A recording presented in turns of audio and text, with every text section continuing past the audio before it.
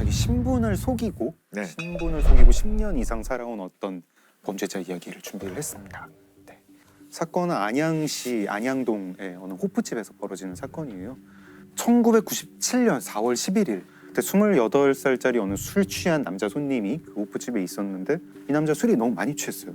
많이 취해가지고 행패를 부리니까 아주머니가 이제 좀 가라고, 정신 차리고 가라고 이렇게 얘기를 했는데 그 남자 손님이 그 순간 이제 확 정신이 미쳐서 그 호프집 주방에 있는 식칼을 들고 와서 아주머니를 마구 찌르고 마구, 그리고 도망을 가요. 처음에는 그렇게 어려운 사건인 것 같지가 않았어요. 그 현장에 뭐 맥주병이나 뭐 그런 칼 같은데 지문이 있고 그 남자가 쓰던 등산 스틱도 있었다고 네. 해요. 지문이 있으니까 금방 잡겠지 하고 그 남자의 집을 찾아서 급습한 게 이틀 뒤였다고 합니다. 네. 이틀 뒤에 남자는 거기 없어요. 사실은 남자는 그때 한국에도 없었어요. 벌써. 이틀밖에 안 되는데. 네, 이 남자는 1991년에 미립국을 한 중국 동포였어요. 중국 동포였는데, 예, 한국에서 이제 전기 설비 공사를 하면서 돈을 벌었다고 해요. 이 남자는 사람을 그렇게 살해한 직후에 자기 집에 돌아가자마자 1시간 만에 짐을 챙겨가지고 인천으로 가요. 인천항에 이제 출입국 관리소가 있거든요. 거기 갑니다. 가서 죄송합니다. 제가 불법 체류자예요.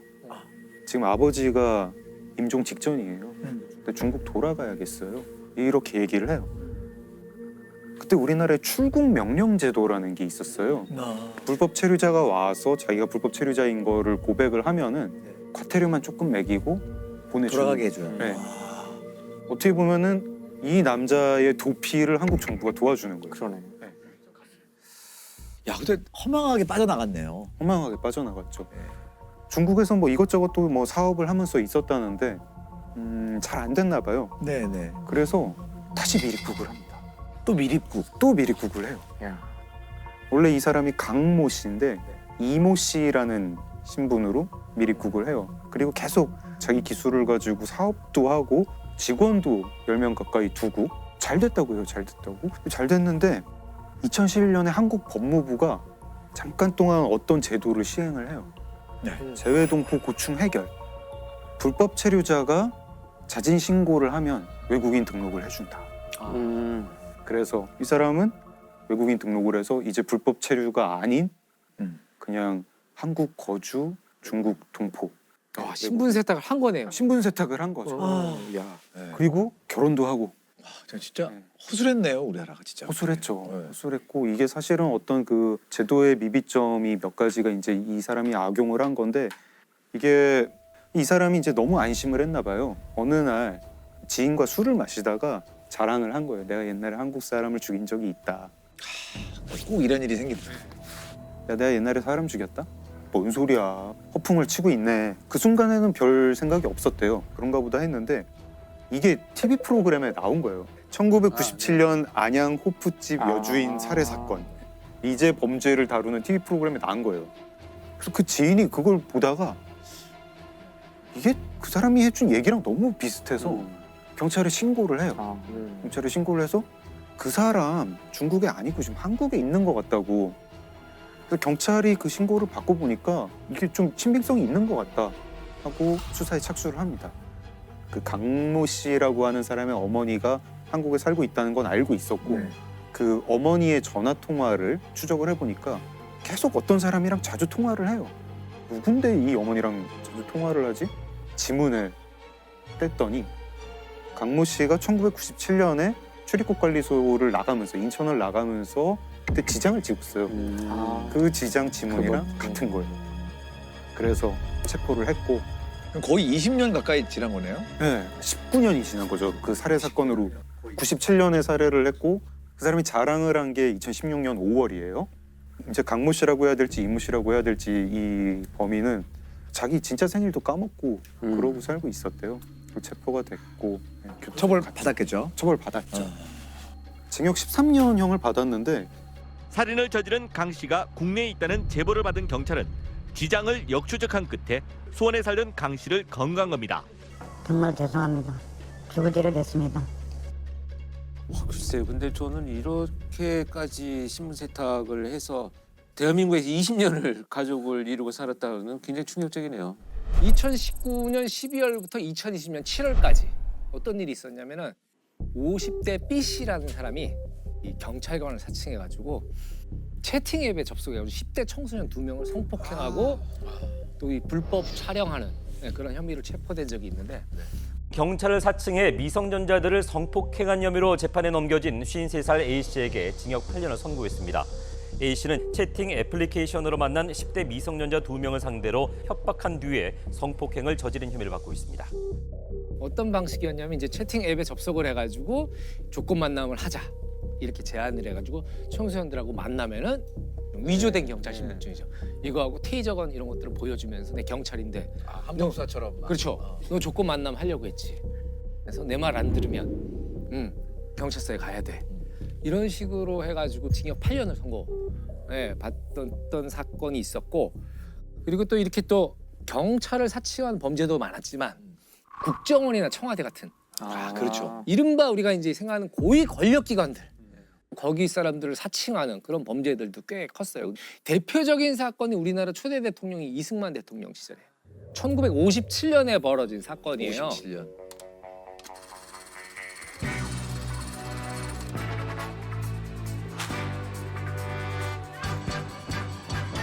이승만 대통령이 자녀가 없었어요.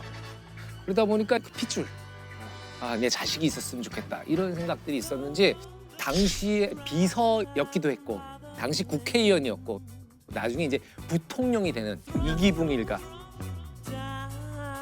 이기붕 씨의 아들 이강석, 이강석을 양자로 드리게 됩니다.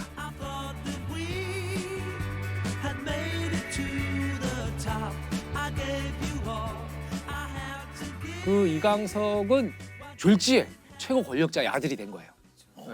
아들이 되면서 이제 이 사람이 행패를 부리기 시작하는데 백주 대낮에 헌병 정복을 입은 헌병 뺨을 때리고 파출소에 들어와서 막 집기를 파손하고 막 행패를 부려도 그걸 막을 수 있는 사람이 아무도 없었던 거예요. 그리고 또 이 이강석이 이제 그 서울대 법대 편입을 시도했다가 서울대 재학생들의 강한 반발로 또 무산된 적이 있고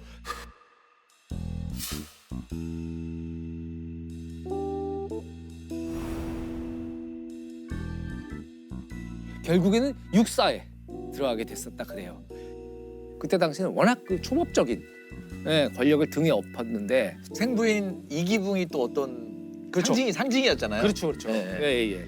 이 이강석의 횡포가 날이 갈수록 심해질 무렵에 경상북도 일대에 이강석이 등장을 합니다. 요 57년도 요 해가 태풍으로 이 수해를 많이 우리나라가 입었던 그 해래요. 근데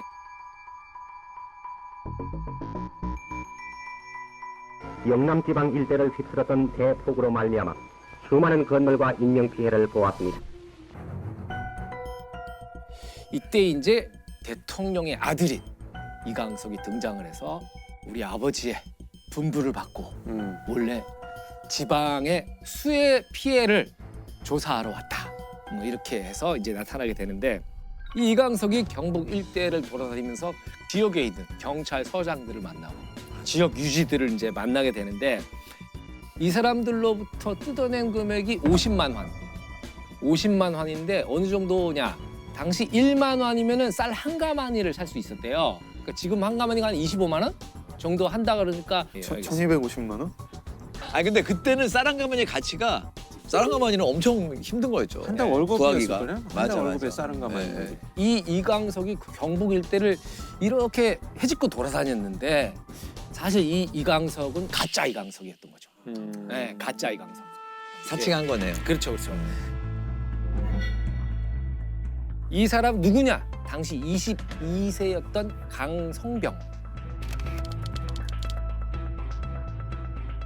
근데 이 사람이 원래는 이제 집안이 부유하게 살다가 이제 또 대학 입시 서울대 법대를 시험을 봤다가 또 떨어져요. 그리고 또 다른 대학을 봤다 떨어지고 가뜩이나 심란해 있던 차에 아버지 사업이 망해가지고 집안의 가세가 완전히 기울어 버려요. 그래서 그때부터 이제 세상을 비관했다 그럽니다.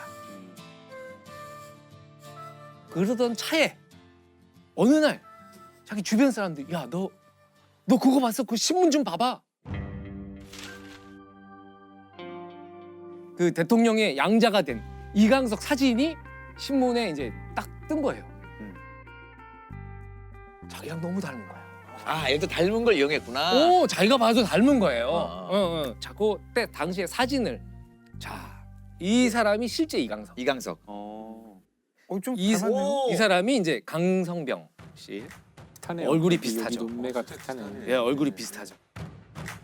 그러다 이제 이 가짜 이강석이 경주 시내의 다방에 갔다가 우연히 경주 경찰서장을 보게 돼요. 그때 결심을 했다 그래요. 내가 한번 이강석으로 사칭해 볼까? 그리고 서장님이시죠.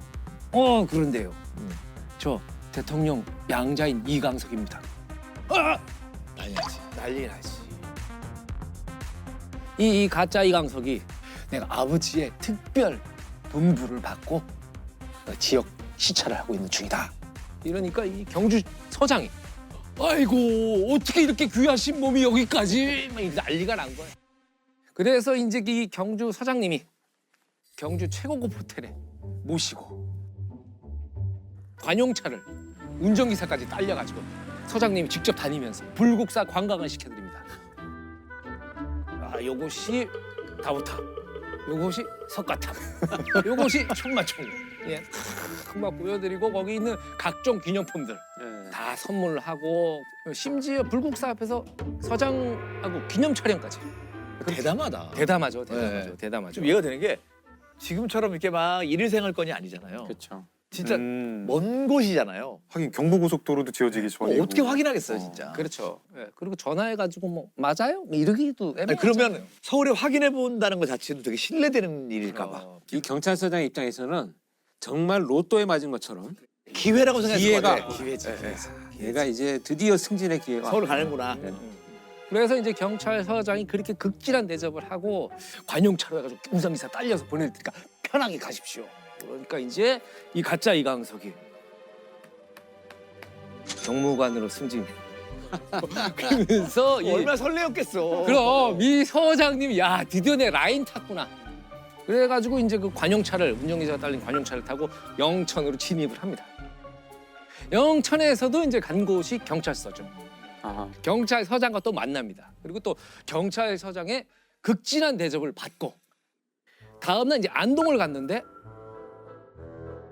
소문이 났을 거 아니에요. 경찰서장들끼리다. 소문이 났을 거 아니에요. 그러다 보니까 이제 다음날 이제 숙소에서 딱 깼는데 안동에 경찰서장이 그 안동 소재 기관장들을 모두 대동하고 문안 인사를 하러 이 숙박 시설에 찾아오고. 근데 이때 이제 근데 내가 저 이 수재민들한테 좀 쌀을 사줘야 되는데 미처 그 돈을 못 갖고 왔네. 그러면서 이제 여기서 또 돈을 뜯어내요. 이 경북의 유지들 이분들한테 이 3일 동안 뜯어낸 금액이 46만 5천 원. 큰 뜯어낸 거죠. 돈이죠. 그거 진짜 큰 돈이죠. 그리고 이제 뭐 다음 날 대구로 갑니다. 대구. 그리고 경북 도지사를 만납니다. 와, 참 좀 이제 점점 꼬리가 큰 좀 데로 가는 길어지네요. 그죠?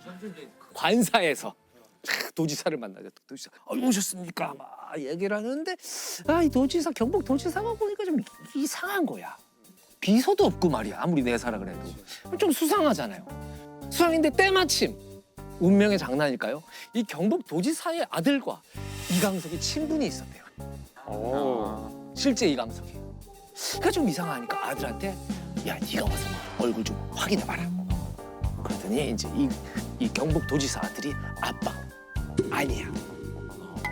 강석이 아니야. 3일 만에 체포가 됩니다. 이 사기 행각 3일 만에. 그리고 이제 그 대구에서 이제 재판이 열립니다.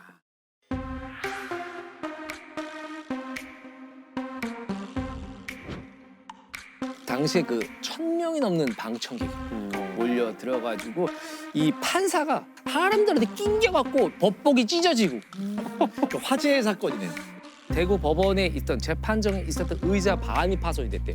사람들을 치워가지고 그 정도로 아무튼 떠들썩한 사건이었는데 재판에서 이제 범죄 동기에 대해서 물어봤을 거 아니에요. 그랬더니 이제 이 가짜 이강석이 뭐라고 얘기했냐면 신문을 통해서 이강석이 헌병 뺨을 때리고 집기를 파손하고 이래도 아무 일이 없다는 걸 보고서 무슨 일이든 내가 해도 되겠다 이렇게 생각을 했다 그래요. 그리고 대한민국 관리들의 부패함을 테스트할 수 있었다. 헐리우드 같았으면 60만 달러의 배우 연기료를 받을 수 있었던 연기였다. 뭐 이런 얘기까지 했다 그래요. 아니 가짜 이강석은 사람들이 재밌어했을 것 같아요.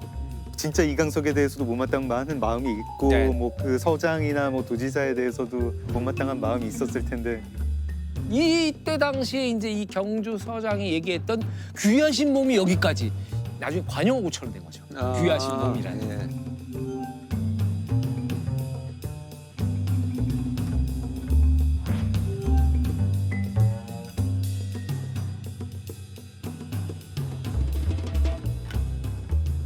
극진히 접대했던 관료들도 사실은 굉장히 벌을 받아야 되는 사람들 아닌가요? 네, 맞아요. 그래서 근데 그 5명의 경찰 고위 간부들은 감봉이나 견책 정도 되는 걸로 마무리됐다 그래요.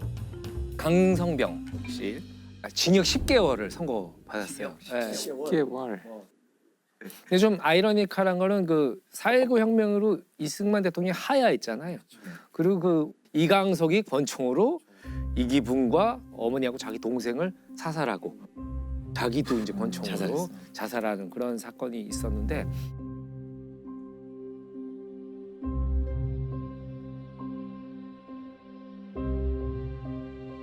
그로부터 얼마 후에 이 가짜 이강석도 독약을 마시고 세상을 떠났어요. 그래요. 네.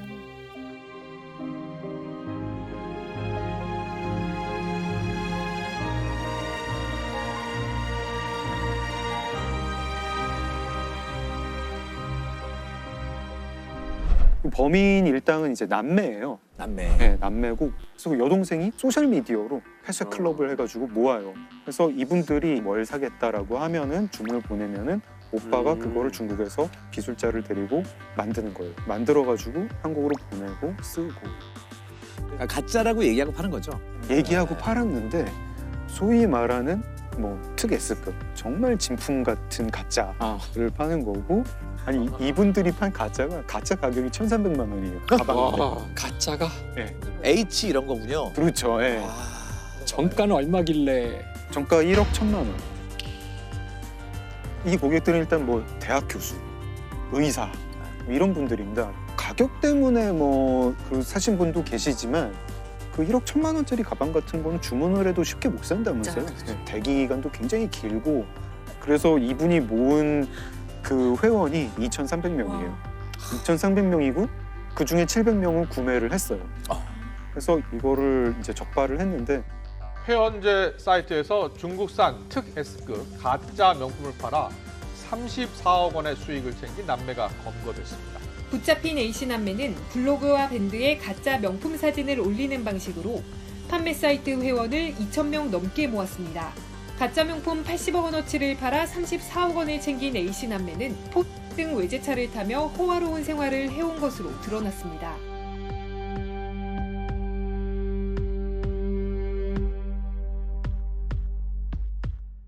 근데 이런 사건 같은 경우에는 진짜 지적재 사건을 가진 그 회사가 고소를 해야지 범죄가 성립이 되는 건가요? 아니면 그냥 적발할 수 있는 건가요? 적발할 수 있는 겁니다. 네. 그 회사가 고발하지 않아도 우리가 이제 지나가다가 사실은 짝퉁 판매업소를 보고 고발을 하면은 경찰이 수사를 하고 기소를 할 수가 있어요. 그 회사들은 이제 그런 걸 기초로 해서 손해배상 청구를 하는 거예요. 네. 너 때문에 우리의 브랜드 이미지가 이렇게 하락했고 그걸로 수익을 봤으니까 이 정도는 손해로 계산을 해서 우리한테 배상을 하라. 민사로는 절로 나가야 예. 된다. 근데 짝퉁을 만드는 건 분명 범죄인데 네. 짝퉁인 거를 인지하고 구매하는 거는 범죄인가요, 아닌가요? 아, 구매하는 건 범죄가 아닙니다. 구매하는 거. 네, 짝퉁은 사는 사람은 처벌을 받지 않아요. 그래서 우리가 좀 약간 좀 죄의식이 없죠. 자기 이거 사는 걸로 인해서 피해자가 있다는 생각을 잘 못해요. 그냥 가벼운 마음으로 짝퉁을 샀다고 생각을 하는데 사실은 범죄 조직의 수익이고 그 조직이 어디서 성매매업소 만드는데 투자를 한 셈일 수도 있습니다. 네. 이게 그냥 수요 없어지면 싹 없어질 만한 범죄거든요. 그렇죠. 수요가 있으니까 수요 때문에 공급이- 생기는 범죄잖아요. 네. 제가 오늘 낮에 그 압수물품 그 컨테이너 다녀왔는데 이런 것도 가짜가 있나 싶을 정도로 정말 그냥 생필품 우리 쓰는 거 그런 것도 가짜가 많아요. 여기가 그러면 이제 압수물품 놔두는 그런 네, 봉헌 창고입니다. 와. 이게 이렇게 있으니까 되게 좀 기묘하달까? 사실 이제 이 제품은 네. 그 아울렛에서 판매했던 거거든요. 이거 사는 분은 그러면 진짜 이게 진짜인 줄 알고. 진짜인 줄 알고 썼던 거겠네요. 예, 그렇습니다. 이런 그라인더도 공업용 그라인더 네, 네, 가는 그렇죠. 거요. 그렇죠. 네네네. 깨져요. 그렇죠. 깨지면 이거 실명되고. 막 돌아가다 날아가가지고 눈에 들어가고 막. 예, 예. 마스크도 짝퉁 있어요. 짝퉁인데 검정필 네. 한국 산업안전공단 검정필 획득. 이거는 한참 코로나 마스크 모자랄 때. 할때 신고가 들어와가지고 이게 그 대란이 일어났었던 그 물건. 이야. 그래서 만들자마자 인기 끈다 싶으니까 바로 그냥 또 짝퉁을 만들고 참. 아니 근데 이렇게 뭐 말씀만 듣다가 물건을 보니까 진짜 짝퉁 규모가 어마어마하다. 그래서 저는 이게 꼭 명품보다는 뭔가 신용과 브랜딩이 된 제품은 짝퉁이 나오는 것 같아요. 그쵸. 네. 왜냐 그걸 그 이름 보고 다 사니까. 그런 걸 보여주는 사건이 있는데요. 2015년에 검거가 된 사건이고 천삼 위조 사건입니다. 천삼? 네. 인삼 같은 거예요? 이게 이제 홍삼의 등급인데 최고급 최고급이구나. 홍삼을 따로 이제 천삼이라고 브랜딩을 해서 팔아요. 파는데 제가 어제 인터넷 쇼핑몰 가가지고 천삼 얼마인가 보니까 요만한 거 600g짜리 한 통이 300만 원이에요. 와. 중국 관광객들이 굉장히 좋아하고 이게 이제 짝퉁 판매업자, 짝퉁 제조업자 입장에서 보면은 이거 짝퉁 만들면 정말 큰 돈을 벌겠다 싶잖아요. 그러면은 중국의 이 짝퉁 제조업자들이 어떻게 하느냐 이런 경우에 어떻게 할까요? 어차피 상 봐가지고 모를 것 같고요. 일반인들은 그러니까 웬만한 전문가 아니면은 그 인증서라든가 이런 그렇죠. 걸 도용해. 그렇죠. 뭐 아주 거를. 이 짝퉁 조직이 어떻게 하냐면은 한국의 인삼 회사에서 그 인증서랑 포장지를 만드는 회사가 있잖아요. 네. 그 회사 사장님을 포섭을 합니다. 포장지 만드는 기계랑 정품 인증서 만드는 기계를 한 대씩 더 만들어. 정품 인증서를 수만 장을 만들고 그 만드는 기계를 인천항에다가 배에다 실어요. 배에다 싣는데 그날이 일요일이었대요. 네. 그리고 이제 이 판매 조직 입장에서는 제조 조직 입장에서는 다 끝난 거잖아요. 내일 중국에 가서 기계 열심히 가동해가지고 포장지로 포장해서 할 일만 남았다 그렇게 생각을 하고 강원도에 별장에 가가지고 파티를 엽니다. 파티를 열고 내려오다가 특사경이 체포가 돼요. 피의자가 출국하기 전에 네. 뭐 자기들만의 그 파티를 한다고 거기 별장이 있는 곳에 네. 우리 저희가 또 추적을 해가지고 일당을 검거한 사례인데요. 그 하루 정도만 늦었으면 아마 선적이 됐을 거예요. 중국으로 가는 배에 실리려 했는데 네. 마치 딱 그 전날 영장이 나온 거예요. 지금 생각해 보면 그 포장지하고 증명서 네. 이런 것이 나갔으면 상당히 그 업체는 큰 타격이 있었을 거라고 생각합니다.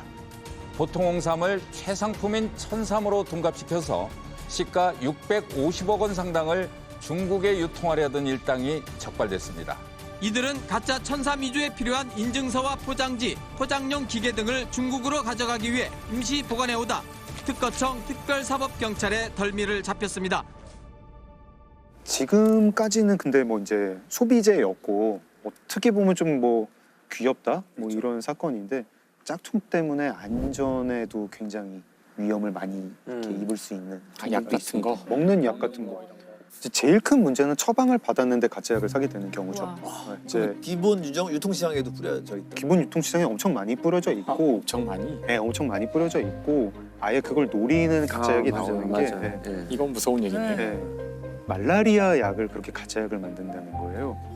이건 이게 진짜 위험한데. 아프리카나 이제 동남아에서 말라리아로 죽는 사람이 많은데 그래서 이제 국제기금 같은 데서 말라리아 약을 대량으로 사서 이제 쓸 수 있게 하는데 그거를 노리고 말라리아 가짜 약을 먹는데 이 약을 먹으면 효과가 없잖아요. 그래서 걸리는 말라리아에 걸리는 거죠. 아프리카에서 매년 10만 명이 넘는 인원이 중국이나 인도 등지에서 만든 가짜 약으로 인해 숨지고 있는 것으로 나타났습니다. 지난 2015년 저품질 말라리아 치료제 때문에 목숨을 잃은 5살 미만 영아만 12만 2천 명에 달했다고 밝혔습니다. 그러니까 이거는 아까 무슨 명품 짝퉁하고는 좀 차원이 다른 차원이 문제 다른 거네. 네. 아닌가요? 목숨이 네. 걸린 거의 살인범죄인데 이건 그렇죠. 살인범죄. 차원이 다른 거 하나 말씀드리겠습니다. 원전 부품 짝퉁 사건. 예. 안 이게- 되는데 안 되는데. 네. 대재앙인데 이거. 대재앙이죠. 근데 그런 일이 한국에서 최근에 있었습니다. 이게 2011년부터 2013년까지 이제 뭐 원전 납품 비리라고 알려졌던 사건이고 심각한 부품이 짝퉁이 돼서 원전 6곳을 그렇게 이제 세운 그런 사건이에요. 원자력 발전소에 또 불량 부품이 사용된 것으로 확인돼 신고리 2호기와 신월성 1호기 가동이 중단됐습니다. 교체에만 넉 달 정도 걸려 당장 다음 달부터 시작될 전력난을 극복하기가 만만치 않습니다. 그때의 그 문제의 부품은 뭐냐면 제어용 케이블이라고 하는 케이블인데요. 원전에서 사고가 났을 때 안전 설비가 원전을 이제 차단하는 그런 설비가 있는데 그때 신호를 보내는 그런 케이블이에요. 굉장히 중요한 거. 사고가 났을 때 엄청난 거잖아요. 엄청나죠. 그게 가동을 네. 안 되거나 이러면. 네. 만약에 이 케이블이 제대로 작동하지 않았다. 그러면은 사고가 났을 때 방사성 물질을 차단하지 못할 수 있습니다. 완전히 어마어마한 일이 벌어지는 거죠. 사실 이런 케이블은 엄청난 압력에서도 가동이 돼야 되고 엄청난 온도에서도 가동이 돼야 되고 굉장히 이제 기술이 중요한 그런 케이블이니까 한국 민간 인증기관에 맡겨요. 그 한국 인증기관이 다시 캐나다에 있는 시험기관에 또 보내가지고 또 여러 가지 테스트를 하게 해요. 근데 캐나다에서 불합격 판정을 받아요. 이게 높은 온도에서 작동하지 않는다. 네. 불합격 판정을 받으니까 어떻게 하지 하다가 그냥 합격한 걸로 고치자. 위조를 하자. 가짜 그 짝퉁 부품을 이건 이제 진품이라고 할 수 없죠. 이걸 보냅니다. 그걸 위조를 한 사람이 누구였냐면 한국수력원자력의 간부 그리고 대기업 전선회사의 간부 그리고 이걸 인증해야 되는 인증기관 대표. 와, 다 이게 조직적인 범죄네요. 범죄죠. 원전 부품의 시험 성적서를 위조한 혐의로 기소된 업체 간부와 이에 가담한 검증업체 한수원 직원들에게 중형이 선고됐습니다. 원자력 발전소에 불량 케이블을 납품한 혐의로 기소된 전선 업무 고문에게 징역 12년의 중형을 선고했습니다. 피해액이 얼마나 됐나요? 피해 규모가 9조 원에서 12조 원 이렇게 얘기를 엄청난 해요. 규모네. 네, 엄청난 규모죠. 9조에서 12조. 네. 그게 원전 세워야 되고 그 원전 이미 들어갔던 거 다 부숴가지고 교체해야 되고 원전 세운 동안에 더 비싼 에너지로 전기를 공급을 해야 되고 우리나라 2013년에 전력 수급 위기가 한번 왔었는데 그 원인 중에 하나입니다. 네. 이게 이제 사건이 밝혀지게 되는 경위 중에 하나가 그거예요. 근데 후쿠시마 원전 사고가 나가지고 우리는 어떤가 하면서 감사를 했는데 협력업체들이 이제 제보를 합니다. 저 협력업체 이상하게 테스트를 빨리 받아. 부품 보증서를 이상하게 빨리 받아. 이런 걸로 제보를 해서 수사가 들어간 것도 있고 마지막에 이 전선 제어 케이블 건은 결국은 이제 내부 고발이었습니다. 내부 고발 아니면 이런 것도 힘들죠. 이거를 이 상태에서 잡았던 게 맞아요. 다행이라고 볼 수도 나중에 있고. 사고가 나서 네. 심지어 원인을 못 찾을 수도 있잖아요. 그럴 수 때문에 있죠. 그러면 네. 이거 어마어마한 사고가 나면 엄청난 거고. 그러니까 항상 이게 안전과 관련된 것에는 좀 과도할 만큼 주의를 기울여도 되는데 사실 거기에도 이제 우리가 항상 그 효율이나 빨리빨리 하는 원전에 대해서는 그 안전성 때문에 사람들이 걱정을 많이 하고 그걸 이제 우리가 믿고 계속 가동을 하도록 하려면은 그런 전 과정이 투명하게 언제나 유지가 돼야 되는데 사람들이 못 믿게 되면 결국은 할 수 없게 되는 거죠.